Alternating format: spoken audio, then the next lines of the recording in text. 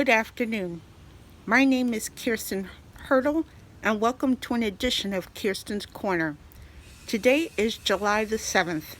I have taken the COVID test at my job, where they place a long Q-tip and stick it up the nose, and you have to wipe the nose 4 times and put it in a test tube, and also down the mouth, but don't go too far down, and swirl it around 4 times and also put it in a test tube for it to go out and for it to be to go to a lab for it to be more testing. So hopefully my results come back negative, because I have been quarantining in my house ever since March, ever since this pandemic came out. It's hard on many people, but we have to hang in there, and we have to stay in faith and just hope that everything will be okay. Hopefully we will all live through this and life will return back to normal again, and we won't have to wear the mask anymore.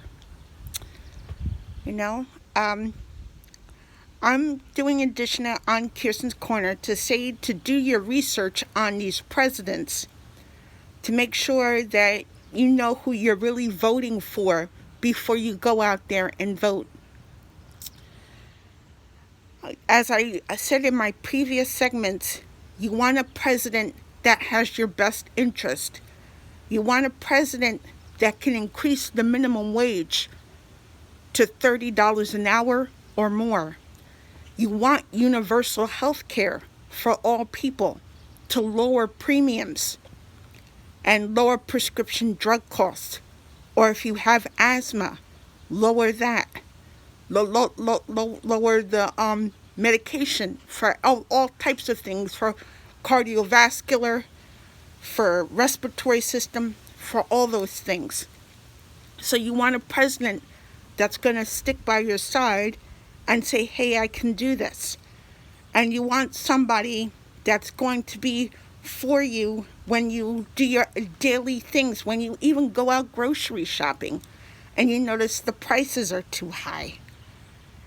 And you want to be able to afford groceries, or you want to be able to afford clothes.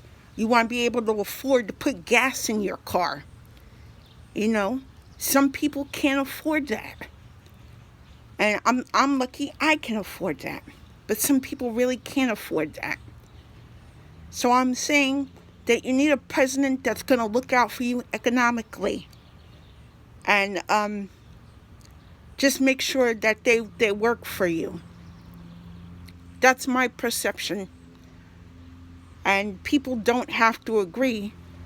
But in my perception, I think there should be a president that works for all people, especially when it comes to lowering property taxes for homeowners, making sure that people can afford their homes, and lowering taxes just to live in New Jersey, because so many people that I graduated high school with don't even live in my neighborhood anymore.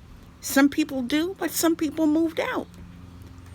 So, a lot of things has changed since 1998 until now, 2020, 30 years, 25 years. It's a shame. But hopefully there's a president for all people, but predominantly who's going to help the Black Americans.